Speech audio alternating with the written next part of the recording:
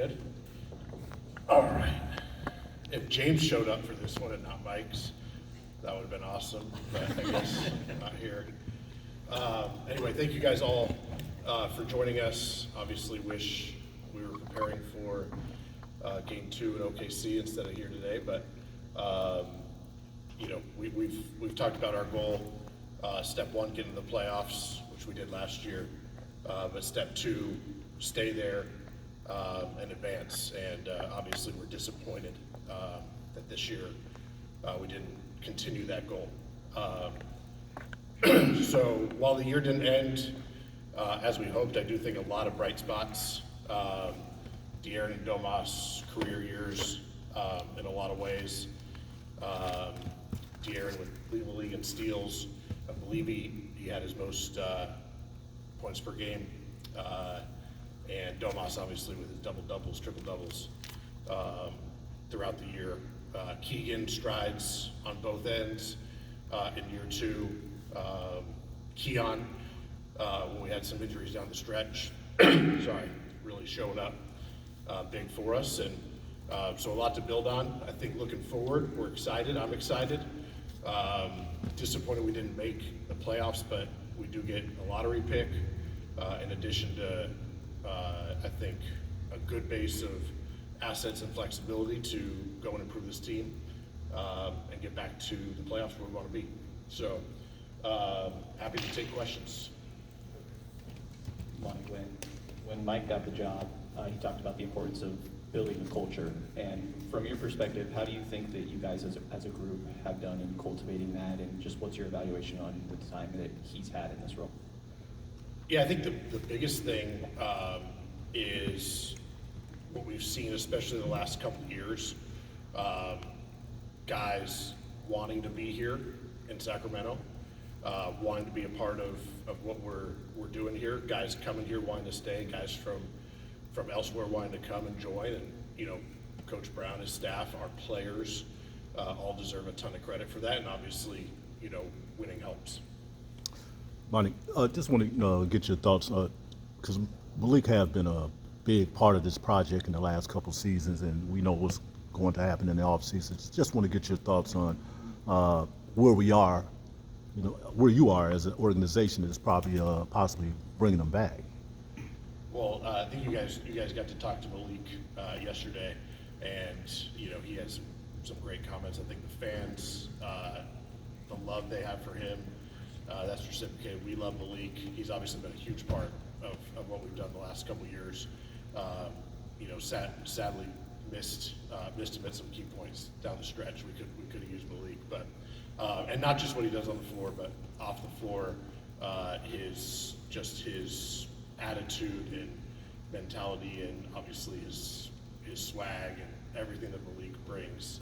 So, you know, obviously we'll have those conversations when the time comes, but what he's done for us has been a huge part of our resurgence the last 2 years.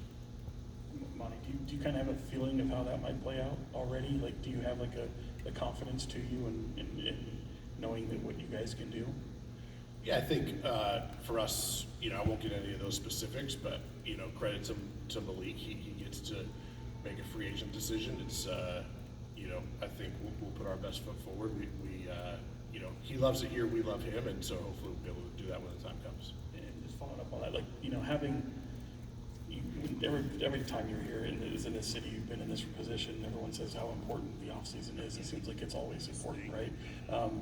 Do you feel like any heightened sense of urgency this year based on, you know, even though it's only a 2-game in the wins-loss column, I mean, it's still rather, you know, similar to what you guys have experienced. Do you feel like there's any heightened sense of urgency based on previous seasons now that you have so much of a sample size to you guys? I think I would say we always feel urgency, especially you know, in this league. You know, windows don't last forever, but certainly another year. You know, I think we've seen a lot of what we can build on, a lot of success. We know a lot of the guys and what they can do for us. You know, whether it's play-in, playoffs, big games. And I think at the same time we're well positioned to take advantage of that and figure out ways we can improve the team. We'll have to look obviously internally like we always do, and then externally through draft, free agency, trade. I think in all three of those we have abilities to improve the team as well. Monte, though you obviously just alluded to how this season kind of, the end result was kind of disappointing for you guys. In the short term, when you look at this team from a long-term perspective, how do you kind of view this season from that point of view, just with the context knowing that you, from a long-term point of view, you want to eventually be contending for championships? I think if you look at this from a 2-year horizon, I'm proud of what this team accomplished. So, 94 wins over 2 years. I think us and Denver are the only two teams in the West that won 46 both of the last 2 years. We broke the playoff drought. A lot to be positive on. And at the same time, those expectations got raised last year. We knew they were coming for us, and that's a great thing. I mean, it's a great thing for our organization. I'm not as eloquent as Coach Brown, but I think he said pressure is a privilege, right? And that's fantastic. I love that 46 wins and beating Golden State in the play-in is not good enough anymore, and that's true. Monte, for your number 13th overall pick officially, do you guys have a plan for that position right now in terms of, is that something where you might trade it? Do you anticipate picking someone there? And if so, where do you think that pick could go to? Yeah, I think credit to our scouting group. They've already been on all this throughout the years. They always are. So myself, Wes, our executive group, we're starting to dive in a little more. And I think we're excited about where that pick is. I try not to get into all the how good is this draft stuff because I think we're not very good at always predicting those. But even then, I think once you get past the top 5 or so of a draft, these things are usually even out year to year. So we're excited so far about what we'll see at 13. At the same time, could it be used in trade to improve the team? Of course. So we'll have to look at all those things, weigh those options. I do think one of the silver linings here is, a lottery pick that we can use in one way or another to improve the team. Hey, Monte. Mike was asked about his contract situation. There's been some reporting on that. Is that, just what's your assessment of the job, that he's done here thus far, and what would your recommendation be to ownership at this stage? Yeah, I think, as I talked about, you look at a 2-year horizon here, which is when Coach Brown and his staff came in, and a lot of positives. We're certainly disappointed this year. Mike and I will sit down and try to figure out how we get back to where we want to get to. We'll have all those conversations here starting soon. Monte, the West this year is pretty extreme in terms of just the amount of talent overall. There's not necessarily a roadmap to look to if teams are going to stay that good or if some are going to drop off a little bit. You can't really predict that. I'm just curious, when you look at the Western Conference, the competitiveness of the Western Conference, how much pressure do you feel to make moves immediately to try and compete with that right away versus staying put, staying patient, and believing in the growth, kind of similar to like a Denver Nuggets of a few years ago? Yeah, for sure. I mean, I've been in the West now, I think, 18 seasons, and it feels like it's almost always like this. So, I think last year, for really, a cornucopia of reasons, we were able to get to the 3 seed, win 48. We were rather healthy. That middle part of the West was more centered around 44 to 46, and we were able to come out on top. Some career years from guys, and this year, we saw the depth of that 46 was, I think, would have been the 4 seed last year. And this year we had 2 teams facing off in the 9-10 game with 46 wins. So, but that's what the West is, and that's what we're competing against. And I think you got 10 teams that were really darn good this year, and then you got, 5 teams that have a lot of promise coming for us. So it's not something where you can, in the West, where you can bide your time and just wait it out forever. Those 5 teams down there are coming sooner or later as well. So I think for us, it's balancing those two things. We do have a rather young group, but we're not so young that our horizon is 5-6 years in the future. Like, we're ready to win now. We've clearly done that at some level the last 2 years, and we got two guys who were all-stars, all-NBA guys last year. I would argue had even better years this year, and we had a lot of positives around them. But those guys are right smack in their prime, and so we're built to win now, and we're going to figure out ways to improve the team internally or externally, however we can. What's up, Monty? Just two quick ones. On the Malik front, you do have a cap on obviously what you guys can spend on him. Does that make your side of the negotiations simple, or is it about fit and role and all that? Like, how do you kind of view that? Yeah, I won't get into like the obviously the cap and numbers part of it. I think the great thing, I think number one thing you want is that you want that player to be here, and Malik wants to be here. Number two is we want him, and we love Malik, and we know he fits, right? He fits what we're doing. I don't know if the sixth man's been finalized yet. He should win sixth man of the year pretty clearly. I don't know. You guys all get to vote for that, so you guys can tell me. But what he does for us, obviously on the court, fantastic. But really, I think the off-court stuff is what makes him even more special for this group. And so I think for Malik, credit to him, he gets to make a decision, and we will hope it's here. I think that award is announced tonight, by the way. But on the first round pick front, how do you view the balance? You sound excited to get the pick, but also obviously then it now sends that one to Atlanta next year, top 12 protected. How do you view kind of the balance there and the step-in rule and just kind of the impact of that? Yeah, I think there's been some reporting out there about, what it does to our pick packages and things, but, we have a lottery pick.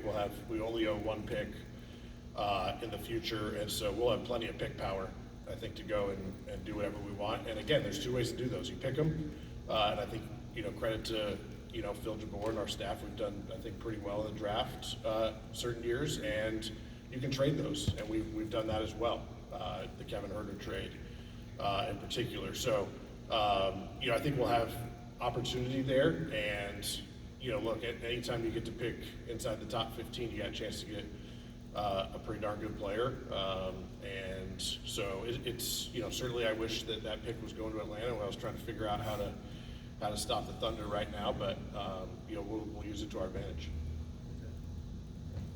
Monty, it was a few seasons back, I think after the second COVID year, you came out, you expressed a little disappointment about the defense, but it seemed like, compared to last year, the offense was incredible, but the defense this season has really improved, and Mike and his coaching staff have been working really hard, to shore up that area. Just want to get your thoughts on, how the defense is progressing, and you see anything else that, can improve as well. Yeah, I think it was obviously good to see the improvement there, and I think we got right around average this year, which is certainly a huge jump from where we were when I started. And I think for us, whatever we can do that translates to wins, and like we talked about, 46 wins is generally a pretty good year. It's not good enough in the West, and it may not be good enough going forward. So whether that's further improvement from our defense, getting our offense back to where it was, I think we lost about a point and a half off our net rating, and we dropped 2 wins. So we got to figure out how to not just get those back, but then more. But that's one step in the right direction, and we're going to continue to have to figure out ways to tick those numbers upwards. Monty, you guys had a pretty healthy sample size with this group, and as you approach the offseason, what are maybe some priorities for you in terms of the roster? Like, what specific needs that you think to get to the point where you can get back and exceed the win total a couple of years ago? I think certainly we have to figure out internally. We blew some leads, lost some games that we wish we could have won. Try to shore those up. I know Mike touched on that. Continued internal development. I'll point to Keegan's defense this year from start to finish was a huge jump for a second-year player. Keon Ellis, I think, is a great success story for our, from identifying him as an undrafted player. Great development and success in the G League last year, and then biding his time and stepping in when injuries hit. We just need more and more of those internal success stories, and then we'll look externally. Like I said, we have the 13th pick in the draft and probably 45 in the second. I think we have a lot of flexibility with our tools. You can trade into the MLE and BAE now, the biannual. So that's another thing you can do. And then we'll have to look at potential trade opportunities to build there. But I think we're excited about how we're positioned going forward. Obviously disappointed with where it ended, but I think we'll be able to get to where we need to. And our group's already boots on the ground working hard. Monte, I guess to piggyback off of that last question, Mike Brown has said several times that it's not that hard to go from bad to good, but it's hard to go from good to great. Obviously, with the historic season that you guys had last year, and with the raised level of expectation going into this year, in your eyes, why do you feel it is so difficult to get to being great? And what do you think, in your through your perspective, you've been in the league a long time, what do you think the Kings have to do in order to achieve greatness? Well, I don't know if Mike said not that hard. It's hard to win in this league. It's hard to get to the playoffs in this league. But then it's a little bit of math question. There's 8 first-round spots in the West, and then there's 4 second round and 2 conference finals, and everybody's going for that. And I think especially it's great for the league, the play-in and all those different things, the in-season tournament. Teams are trying to win. A lot of teams in the league, up and down, if you count them, that's the large majority of the league is trying to win. So, it just means that, there's fewer spots, it's gonna be harder. At the same time, last year, maybe we snuck up on people a bit. This year, we certainly didn't. You win 48, you're the 3 seed. You take the defending champs to Game 7, people are gonna be ready for you. We're just gonna have to continue to fight there. And then, lastly, the West is what it is. There's the year in, year out, there's going to be great teams there. So we're going to have to put our best foot forward. We're going to have to get better to crack into our goal, get into the top 6 first and foremost. So we lock that in, and then pursue top 4 to get home court, and then our hope is that we're at some point hosting second round of conference finals here. So, but those spots are coveted. Everybody's going for them, and certainly not easy.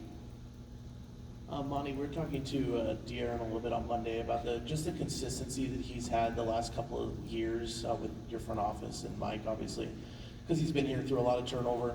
How do you balance the need in the West specifically to improve the team, but also keeping the consistency of the core intact, not blowing things up and things like that? How do you balance those 2 things? Yeah, it's always a balance, and we're always weighing those things.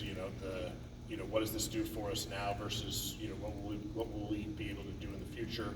I think in the league there's always going to be movement, shake-up. At the same time, there's also a benefit to guys that have been able to play together, that show they fit together. We talked about it. A lot of, I think, the improvement in year 2 defensively is we had a lot of the guys coming back in the same system under Coach Brown and Jordy. Congratulations to Jordy. Brooklyn got a good one, but I think a lot of those things are benefits as well. And it's a credit to De'Aaron and Domas that they lead those guys. That they can go and put their best foot forward there. So. I think we're always balancing those things. It's not easy. If it was, then it would just be the answer. But really, that's a lot of that we talk about in those rooms. Monte, you guys have been really patient as a front office and as a team in general in terms of making moves. You brought back those core guys from last year. Do you anticipate keeping that core together? I know when I say core, I mean more than just Domas, De'Aaron, and Keegan. I'm talking Kevin, HB, Davion, or is that? Or is it the untouchables, just De'Aaron, Keegan, Domas right now? I would point to, I think for our group, we've shown, when the time comes and the opportunities there, we'll be aggressive. We've done it. And so, we're certainly, it's not something where, we said, oh, we had success, let's just roll it out. We're not sitting on our hands, we're out there looking at all the opportunities. Obviously, in the last couple go-rounds, we've generally not made a bigger move. But, we've been in some conversations, we always will. We have to find out what's out there. And we got another opportunity, this summer. We got, like I said, draft pick in the lottery, a lot of flexibility. I think, look, we have a lot of players that have contributed to winning, and I think the league sees that.